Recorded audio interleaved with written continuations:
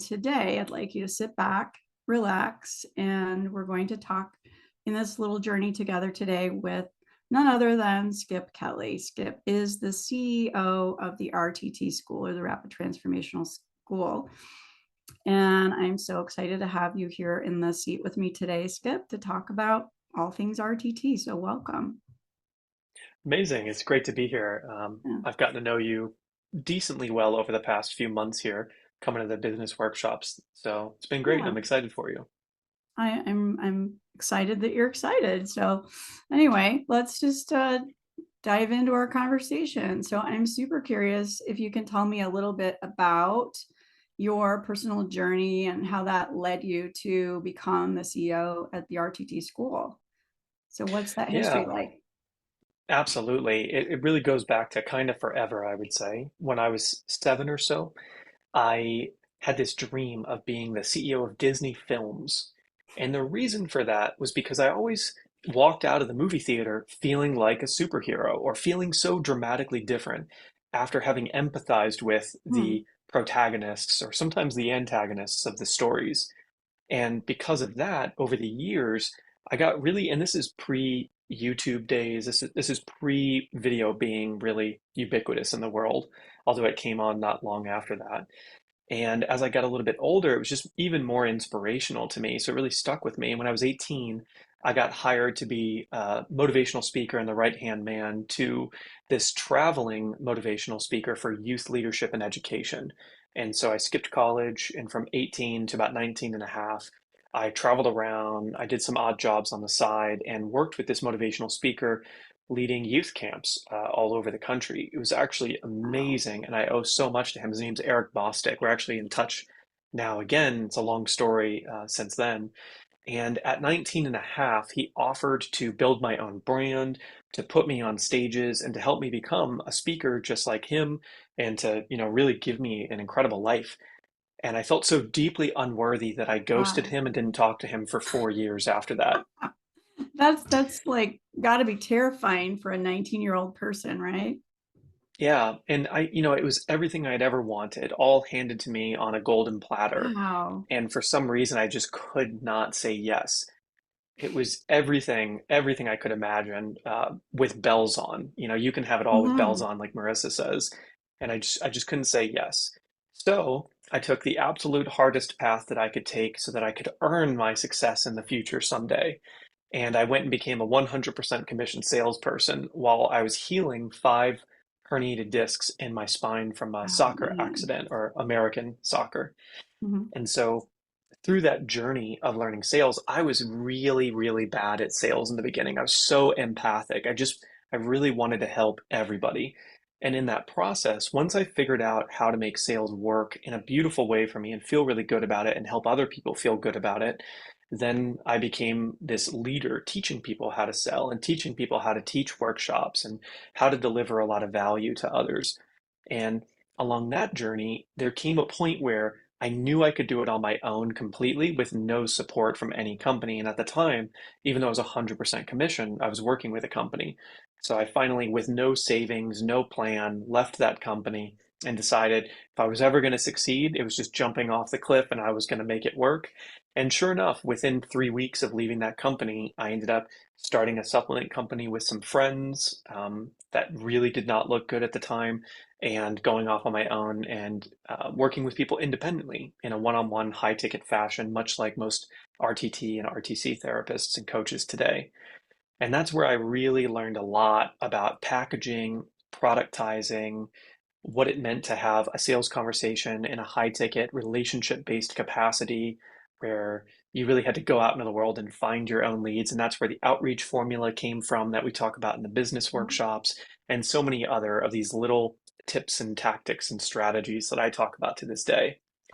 Fast forward beyond that, the supplement company that I helped start on the side was my first time wanting to build, passive income or something that could snowball in time Hmm. while I was doing the work I was passionate about.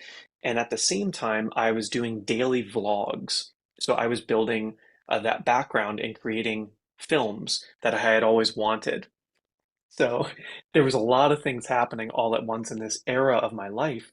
the supplement company ended up being extremely successful. And we sold about $55 million in the first year of helping start that company with this group of friends. And then over in my high ticket business, I got introduced to Olympic athletes and a bunch of billionaire CEOs. So I worked with a lot of them and got passed around their networks for doing really great work and being this very heart led, soul centered person that was helping people.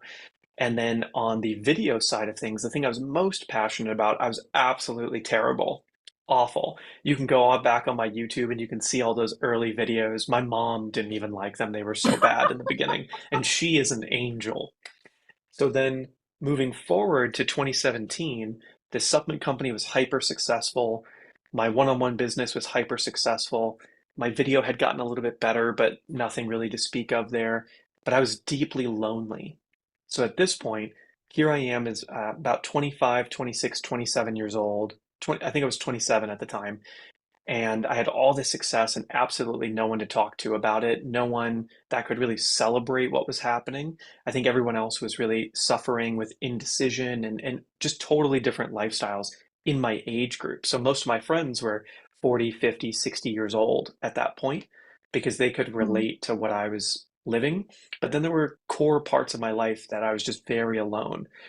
And I had to make a decision. And I chose three options to decide on. Number one, attend a Singularity University Global Impact program with a bunch of other really intense tech nerds and business owners.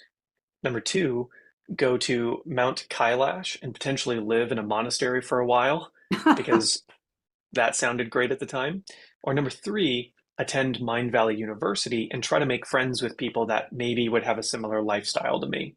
And I Mhm. ended up choosing the friendship route. So when it came from business, spirituality, and connection, I thought connection was the thing I really needed. And Sounds wow, like, did that yeah, pay off? Yeah. So I definitely. went to Mind Valley University, and funny enough, I didn't want anyone to know that I could heal injuries because I didn't want to line out the door asking me to help them. And I didn't want anyone to know that I had this supplement company that I'd helped start because I also thought it would create kind of a stir because it was at this point it was doing a quarter billion in revenue per year. So I didn't really want anyone to know about that. So, anyways, I told everyone that I was a vlogger, like a video blogger, Mhm. and I brought my camera. And, I didn't have any notoriety in that space, but I had been doing vlogs. So I made the first vlog after day one, my first time ever leaving the country. This is in Barcelona, Spain. And that vlog on Facebook got 250,000 organic views. Just a random video of me walking around the town, edited with some music. And from that, Vishen Lakhiani, the founder of Mind Valley, reached out Mhm. to me and asked if we could meet. So we did. And he said, "Can you keep making these? And you have full access to like anyone that you need access to, including him." And that Wow. began a very long relationship to this day where I still work with Vishen all the time and help him. And he's a dear friend. And I met Marissa Peer during the same event in Barcelona. We went to Sitges and I rented a little poolside villa off the beach. And I invited a bunch of people to come and hang out for the day. And we had a few rooms for people to stay over. And Marissa and her husband, John, were one of the people that decided to stay over that day. And as Wow. soon as they Hmm. got there, they said, "How can we work together?" And That's amazing. How not long long after ago was that, that? Is this that was recent? 2017. Okay, so it's been cooking for a while. Yeah. Yeah. So we worked together a lot. We went to Jamaica, lots of stories of her healing me, me helping them. They went through hard times, me supporting them. I went through a devastating dark night of the soul and a breakup with some children and things involved.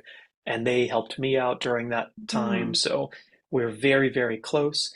And then finally, last year, I decided to sell my shares and my stake in that supplement company. And for the first time in 8 years, I had a bunch of open space. And I was moving to Maui to go and live for a year and chill, have an kind of an early retirement and think about what I wanted to contribute to next in the world. And on the way back from a scouting trip to Maui to see where I would want to live, and I found this great home that I was interested in, I ran into John and Marissa in Los Angeles. And a week later, I was with them, helping them a little bit in their business.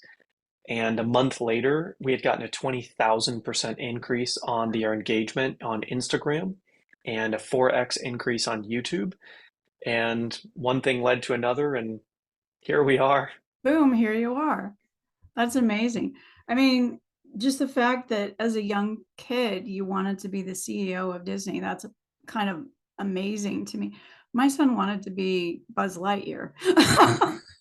So that's pretty amazing for a young man to have that big of an aspiration for himself and to be 26, 27 and start this supplement company, which turned out to be a great thing. All of the steps you've taken through your life have led you, and this is true of anybody, right? Every step you take leads you to exactly where you are right now. But you've had some very fortuitous choices and met some amazing people along the way. So, wow. Wow, Skip, that's amazing. Thank you for sharing that. I like to say your passions are your purpose, and Yeah. understanding always comes at the end. You'll never know Mhm. why you're doing the thing that you're doing. You'll never know why doing these interviews is going to be part of some huge thing down the road, but you're always building experiences, skills, and it's all going to lead to something. You just have to wait and see. It's just so true. And that's just phenomenal. So tell me this, how's it been for you taking over as CEO? Because it was always kind of a family business. I mean, in a way you are their family, but it's like, so you took over for Sean Pierre, who's Marissa's sister. And how's that been for you? It's been a really interesting journey. Yeah. I've been quasi involved all the way since 2017. I've always Mhm. talked with John, who was the CEO before, about the different things that were involved in the business, and we've always had really great conversations. So I've kind of helped from the outside for a long Yeah. time, just with thinking through certain challenges, because with any Mhm. business, there's never going to be a solid month where you don't have challenges. It'll never happen. Yeah. It's Yeah. just part of living and growing and being in the Yeah. reality of the world. So since taking over, it's been fascinating. It's almost like Marissa created something with Sean and John and the team. It's a really large team that I would almost say had accidentally found gold. Just this Mhm. massive, massive transformational movement Yeah. that it really can't be overstated how profound the difference is between regular mental health and RTT. Not to say that 100%. RTT takes over everything, but the addition of it and how additive or multiplicative it is to Hmm. other processes and beliefs in this world, it's unbelievable. It really is the difference Yeah. between, you know, 10 years of working through something and potentially a week of working through something. Mhm. I It's just a had the quantum same, leap. right. I just had that same conversation with another RTT person in another interview I did yesterday. And she was talking, and she's a traditional a psychotherapist as well as an RTT professional.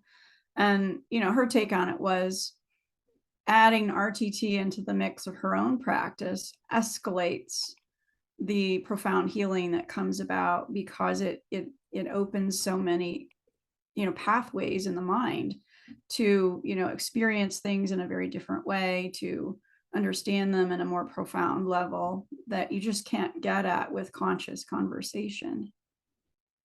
And what's really fascinating to me about it is through these tens of thousands, or actually hundreds of thousands of sessions that have been delivered, Mm-hmm. and the feedback that we get, and the stories that we get to hear about, and the experiences that we have at like the live trainings, there are so many things that we're learning about the human psyche that can be applied far beyond inside of a session.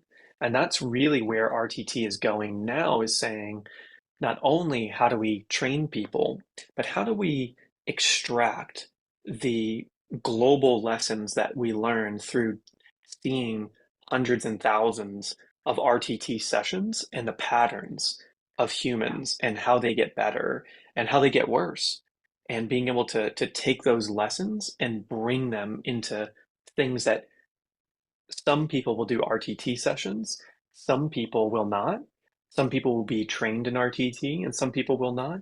And how do you really serve the world with the lessons learned and the mission of this work? Exactly. Yeah. I mean, not all modalities are right for every person, obviously. So, it isn't always going to work for everybody.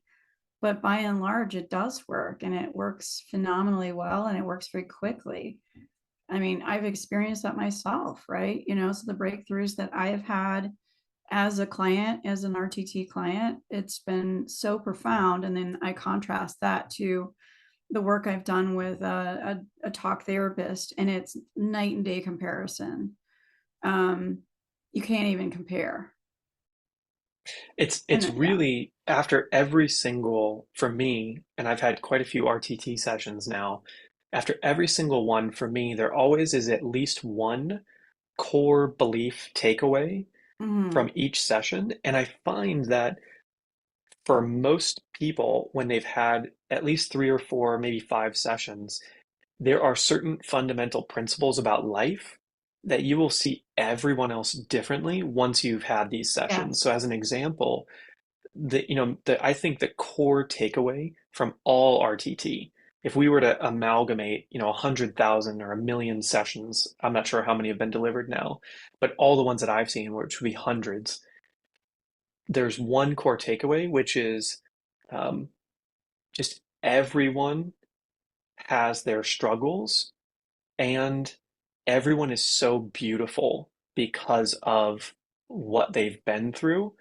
And I just have so much more forgiveness and patience for Yeah. all of the weird things I used to think were character flaws. Someone getting really angry really quickly, I used to think was a character flaw. I don't think that anymore. I No. just don't believe that. Now I'm like, I can guess what happened to you. I can Right. guess why you have this anger that pops up.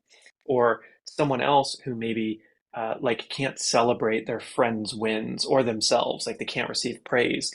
I just go, I've seen this a lot before. And I just have so much more compassion for those people. Oh, And through seeing others transform with those things, I know so much more how to communicate with them and how to help them kind of along their journey. And then hopefully someday convince them to do an RTT session as well. of course. I think that would be an amazing goal. If everybody could experience it at least once, I think, the world can be a completely different place. I know for my own self, going through my own healing journey, I have learned so much about myself, and it allows you to see the entire trajectory of your life in a very conscious way through the lens of your subconscious mind, and you understand those connections between big and little things that have happened in your past and how that's led you to be where you are, to react to the things you react to in the way that you do, the way you experience things, the way you understand and extrapolate information, all of it. Like, it's all a continuum. And through that lens of the subconscious mind, it enables you to just open your mind to all that's possible. And it's Mhm. beautiful.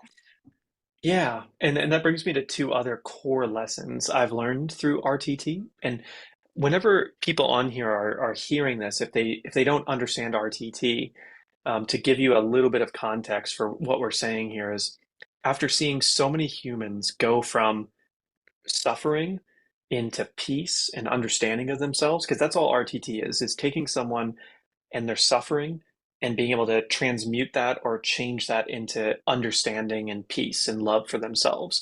That's RTT in a nutshell. It's Yeah, like, no, how do I move someone along that spectrum really quickly, ideally? For me, when you think about this wanting to be the CEO of Disney Films and you think about that backstory, having gone through RTT, I recognize that most people who accomplish big things, quote unquote, are because of some need, a chip on their shoulder, a need to prove themselves. The come from of it usually starts with, I need to be mega or big or accomplished to feel enough in the world.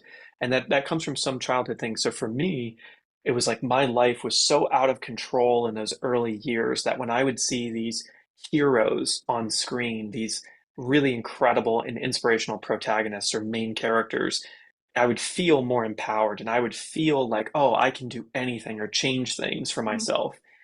And so that early struggle of not being in control or in power is what led me to this, wanting to be the CEO of Disney Films and has now contributed to the world in such a positive way. And now, having done RTT, instead of feeling the pressure and the stress to have to overachieve and to have to perform at such a high level, I now say, wow, I'm so glad I've built the skills and the muscles to be able to do these big things and to choose whether or not I want to go after those things. I'm no longer feeling like I have to. I get to choose to. Right, right. You know what, I see this come up a lot with clients, and you can, when you start visiting the childhood memories and the beliefs and those limiting beliefs that everybody holds, it's like, somebody could be the cheerleader, the varsity jock on the high school football team, whatever they are, and then there's this other person who's the other, the nerd, the art kid, the geek, the theater kid, whatever, the other kids. And they always feel so insecure in who they are. But if you can get that internal child who still resides in that client to see that the cheerleader is also insecure, the jock is also insecure, the prom queen is insecure, every single person feels exactly like you do. They just manifest it in a really different way, but yet you've internalized that belief that you're somehow less worthy, right? And it's Yeah. kind of cool when you can get somebody to really recognize that, no, you always were enough, you always have been, and you always will be. hmm And I'd like to say that everyone feels that way, although I don't believe it's true after having done a lot of RTT and seen a lot of it. It's interesting. Um, there's a funny couple isms here. The best narcissistic test I've ever heard of is you can ask yourself one question, and the question is, do you believe that you might be a narcissist? And if you can't ask that question, you might be. But if you feel like you can ask that question, and I believe that there's a spectrum and we're all on that spectrum, 100%. and given different contexts and social environments, you might be. And if you can accept that about yourself, then you probably are not because you Mhm. you can tolerate that level of self-judgment and Right. judgment from others. I Um, mean, I think that's a so really loaded word, though, that narcissist thing gets thrown around a lot. absolutely. Labels in general, and this is a big Marissa-ism, which is anything that gives you a label, whether that's neurodivergent, narcissism, sociopath, all of these things that are in gaslighting, that they're thrown around like quite lightly by a lot of Mhm. people. The buzzword. It Yeah, ultimately it comes down to the come from or the intention, and that's life in general. Mhm. Me handing someone $1 can be a beautiful thing, or it can be really dismissive and mean to them, depending on the context of giving that Right. dollar. And so with anything, the intention or the come from is so important. So I'll leave it there, but yeah, labels in general, you want to be Mhm. careful of the come from on it. So in my context there, I'm like, oh, the fact that we all have tendencies to be self-absorbed and thinking about ourselves, that's not a bad thing. That is true of all of humanity. But the thing I mentioned just a little bit ago, which is not everyone feels unworthy. And there is this aspect of ourselves of maybe there's 0.1% of the best people I know that feel unworthy. Like they still have that voice in their head and it still is there just a little bit. But I've been doing interviews for the Reinvent Yourself Summit that's coming up, a lot of them, and they are with incredible leaders in the world and great people. And I get to interact with them behind the scenes and recorded. And these are people, the people that we look up to, not all of them, but some of them have been able to quiet that self judgment, that critical self inner voice so much that that is why they are able to come from such a beautiful place and accomplish so much if they want to. And I do believe we all have radically different destinies and fates. And like I said in the very beginning, your passions are your purpose. Some people building miniature Dungeons and Dragons tables with Warhammer figures, that might absolutely be your destiny, and you will be amazing at that. Even if other people don't think it's amazing, if you think it's amazing, that's what's That's all that important. matters. If it fills you up with joy, I love that stuff, by the way, just for the record. I don't do it You right get now, but I along well have in with the my past. son. Hmm. And and as far as the high school thing goes, I was band president, so there's also that. Um, Beautiful. but I can definitely say with RTT and to be honest with RTC and a lot of this work over the years and so much experience interacting with others through it, that self-judgment voice just gets lower and lower and Yes. lower. And now I almost giggle when it pops up. Like, yes, it's there, but I can just be like, okay, it's okay that you're here. Can you take a seat? And It's we're all gonna keep about that going. self-talk, right? It's the words you say, the pictures you show in your mind, and how you talk to yourself, and how you, And the you know, emotional response to the mhm, words. So that voice can be really loud, but instead of feeling defeated, I feel humor and I laugh. So yeah, it's still there. It's just the way that I interact with it is really right. different. You can get to a point in your life where you just kind of like roll your eyes at it and go, okay, yeah, whatever. And Hmm. that's an amazing thing. I mean, I think that's when you start recognizing the growth that you personally have made in your life, right? When you're able to dial down the volume on that internal voice of that, wounded child, whatever insecurity you may foster. And that's Hmm. amazing. Yeah, totally. And there's always going to be things where that voice is a bit louder, So Mhm. maybe as an example, when I play pool, I'm a lot less confident than when I play pickleball, where I like love pickleball and I'm good at pickleball. And then if you were to ask me to go input data on a spreadsheet and track the analytics of something, I'm kind of into it, but not very good at that. So the critical voice. So it's also make sure, or to the best of your ability, put yourself in an environment where you can feel confident and don't let yourself get trapped in environments where you don't feel confident, and especially the community you're around. If you're around a lot of people where the negative self-talk is prominent, and this is a big one, there are many, many cultures in the world where competing with suffering is a thing. Whereas I demand of my social circle, my family and friends, that we compete with inspiration. We can hear each other suffering and hold each other there and listen and be available for it. But if someone says, wow, my day was so hard, the last thing that I want to do is say, oh, you don't even know, mine was way harder, because that's competing with suffering.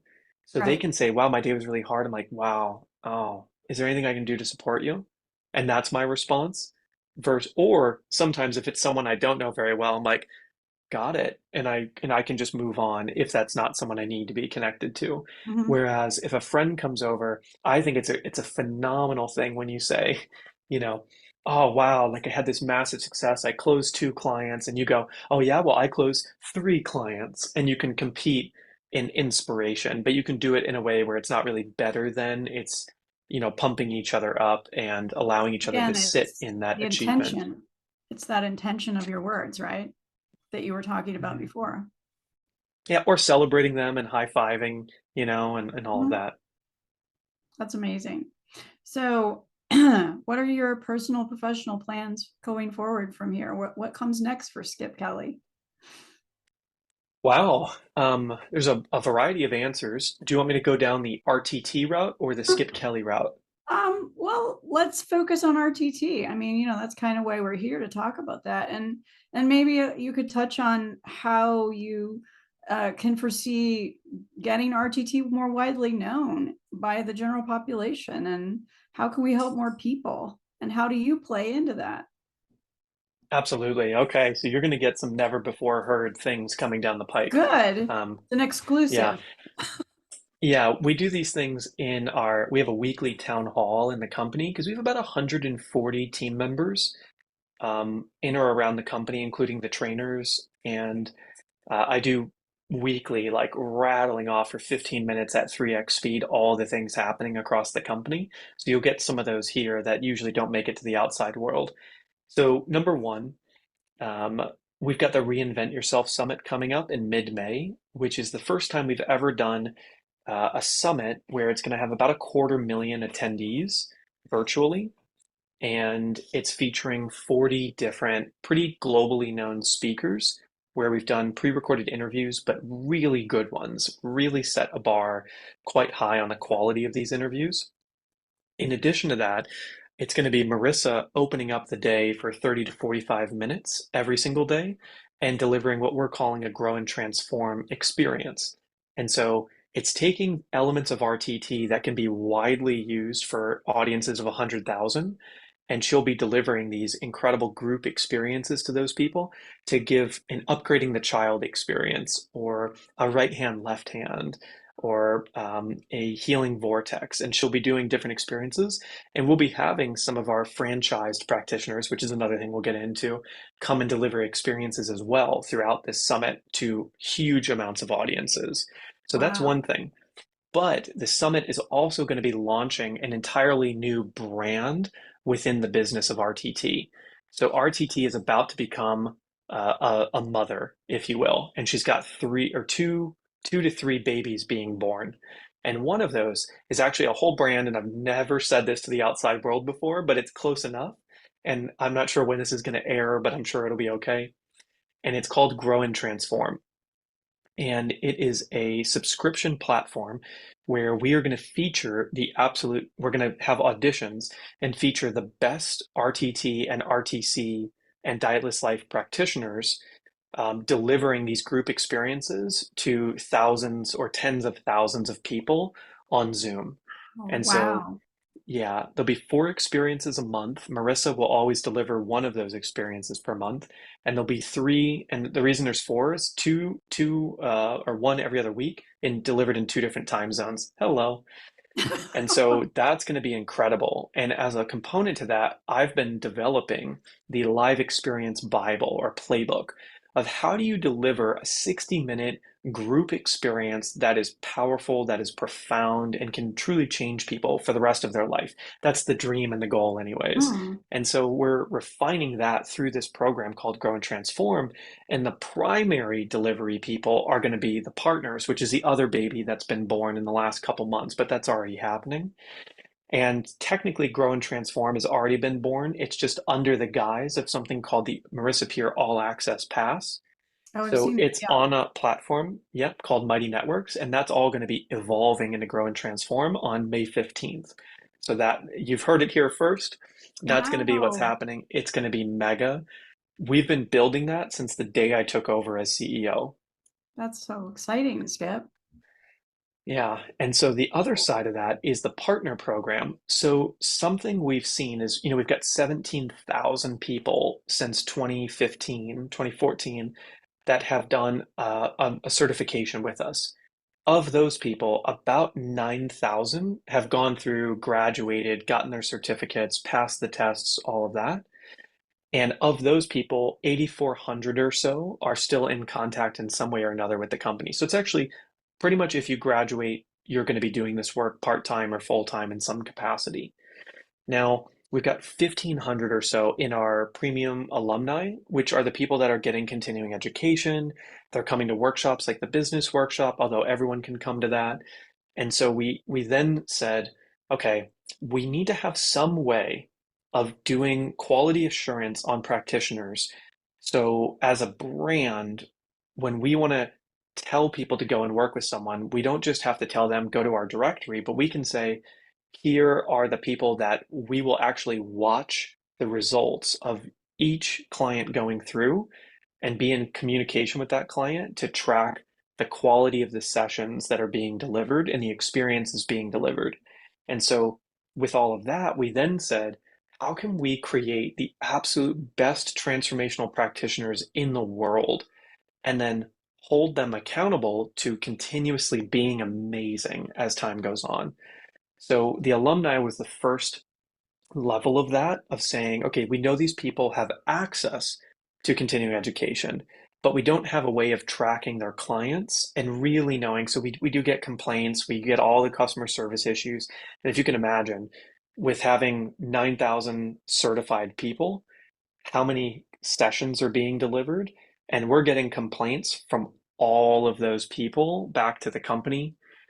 So if you have one complaint per year, that means that we're getting That's a lot of 9,000 complaints. complaints per year. Yeah. So we've got to have a way as a company of saying, here are our absolute best. So we've got, here are our graduates, here are the people in the directory, and then here are the people who have committed to being held accountable to the results of their clientele. And so Hmm. that's the partner program. And right now it's very small. We've got 3 people in it, but we're planning to scale it to potentially 1,000. And we've had to build all these systems and give them extra training and everything. So it's really exciting. The first 3 are in there. You probably know these people. It's Cindy Galvin, Robin Spence, and Robert Anderson. I So know they're Cindy, but I don't know the other trainers. twos. Yep. Yeah. And the prerequisite right now for these people are they're RTT trained and they're RTC trained. So they have the coaching and the Hmm. therapy background. And we know that they have our version of it. So it's like our coaching, if you've been to the training, is really intense compared to most coaching programs. It's a lot of virtual training and in-person virtual. And then the graduation process, the application process to get your certificate is also intense. So very, very exciting. And then with that, we've got signature series programs we're rolling out for them that follow the exact same format of Grow and Transform. And so Grow and Transform, we've seen over, again, hundreds of thousands of sessions, what the most popular session types are and why people go and have a session. And so we've created these 4 different modalities within RTT and RTC. If you were to combine therapeutic coaching together, and we've created those, and those will be sort of signature series that we can have continuing education on in the future. So that's a lot. There's Wow. tons more coming, but that's like what's happening right now.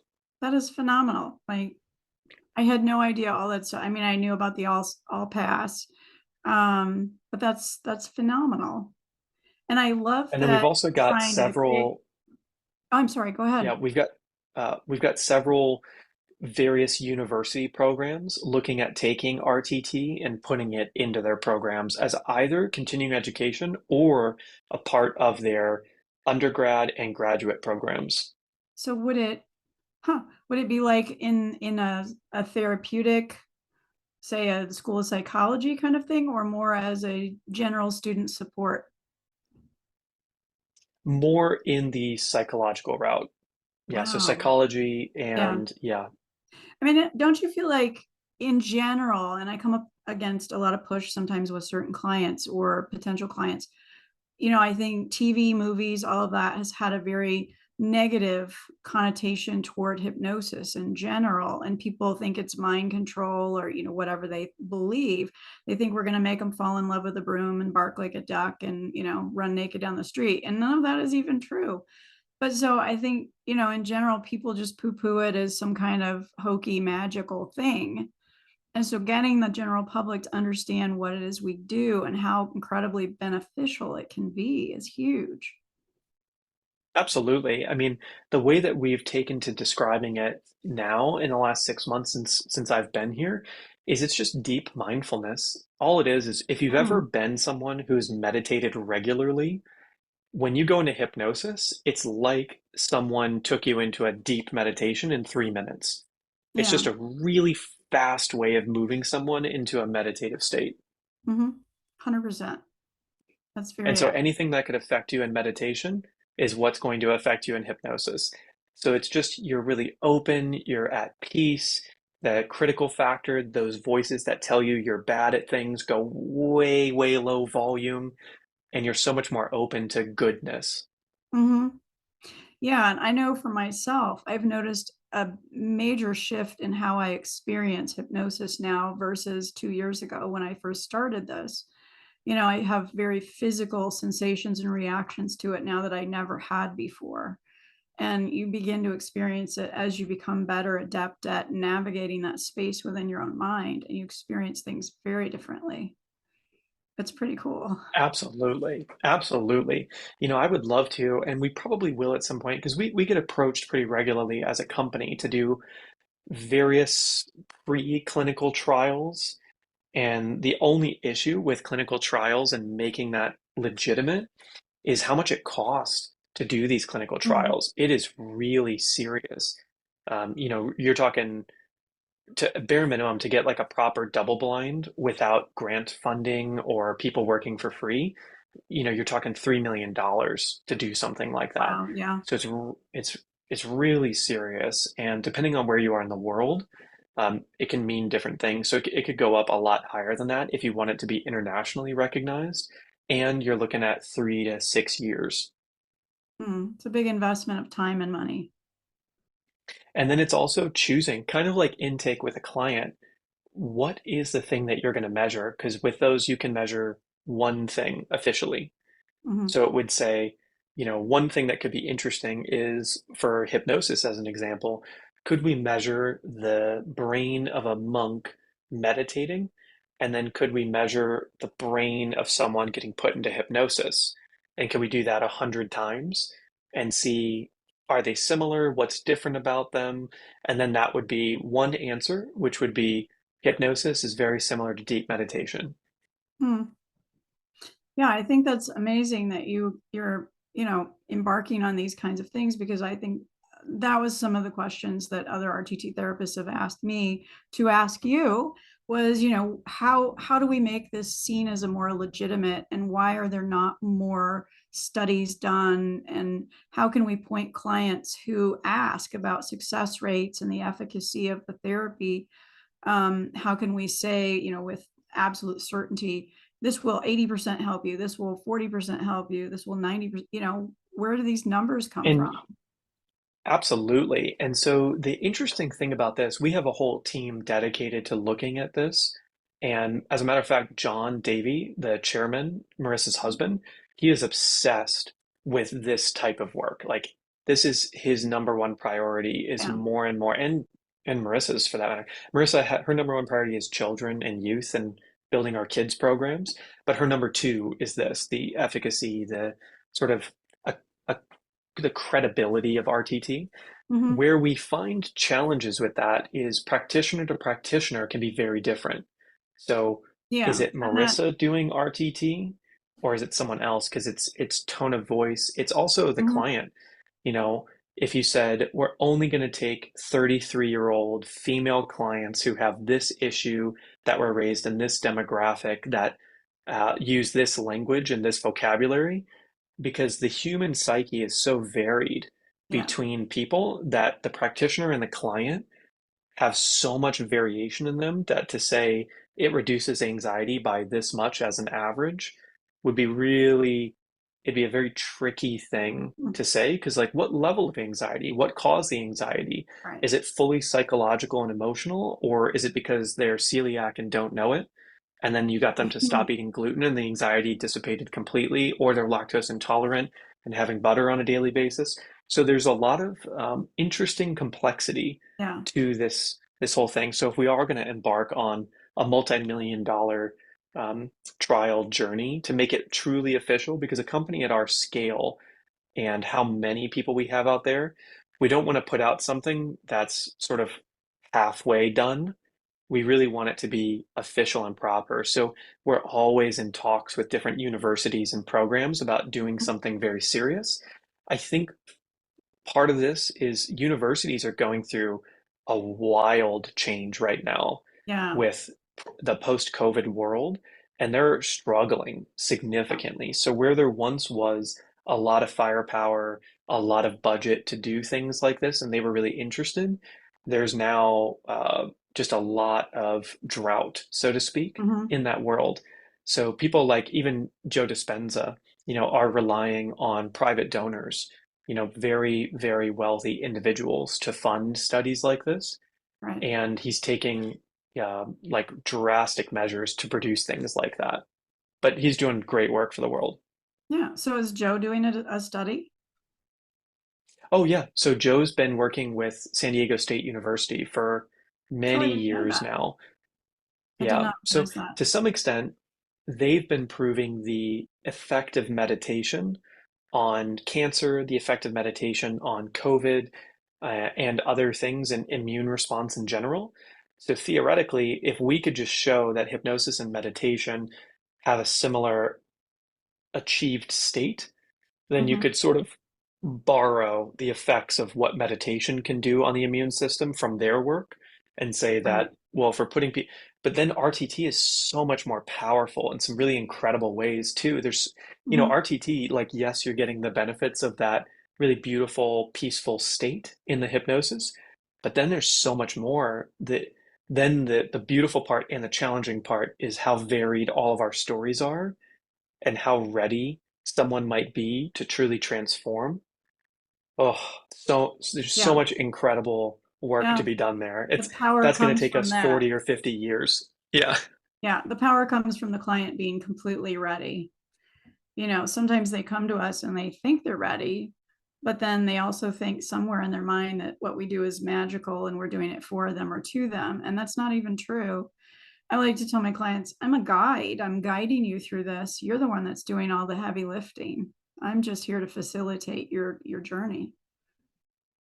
And if you're absolutely. not there in that mindset and you're not ready to create this change in your own self and to embrace the changes that I'm instilling in you, what change you get out of it is up to you. And that's why we spend so much time teaching intake. I've met a lot of first-time students who are like, "Why is the whole first virtual classroom on communicating an intake?" And we're like, "It's the most important thing that you will ever do in a session is It the really intake." is, because you need to fully Hmm. understand what's the presenting issue. And, through the whole thing, you're also farming language and language patterns that you're going to utilize in that transformation, because it's so much more powerful to use you know, their own native speaking style, or however you want to state it. So if a client swears like a sailor, I'm going to swear like a sailor in that language. If they're speaking about God and Jesus or whatever, I'm going to speak about that in their transformation, because it's that, whatever that thing is. That's what, it's not my words that's important, it's yours, right? And that speaks to the variation in the quality of sessions. You're going so above and beyond the norm of a transformational audio for people to really customize that. And the downstream impact or the results that you Mhm. might measure in someone is going to be really different because of those little nuances.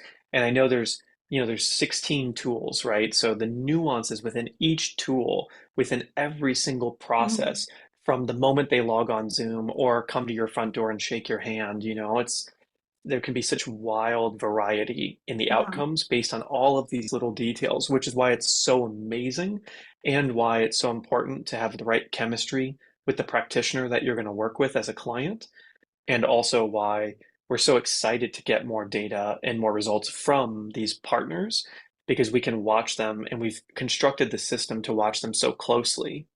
Yeah. It's phenomenal. I'm super excited for the future of RTT, and I know, speaking for myself and all the other alumni who have had the pleasure of interacting with you over the last months, we're all just thrilled to have you here at the head of the school and of the program. And yeah, it's super exciting to see the changes that are in store. And thank you for sharing all Mm. that with me today. Oh, my pleasure. Thank you. Yeah. Well, Skip, it's been such a tremendously wonderful conversation full of all kinds of insights. And I feel so blessed to have you here with me today. So, for those of you watching, that's today's episode of Metamorphosis Moments. And this is Tricia Chandler with Skip Kelly today coming at you. And just remember, you can always catch up with past episodes if you just subscribe to the channel, and keep embracing change and along your journey. And we're here to help you. So thanks for tuning in.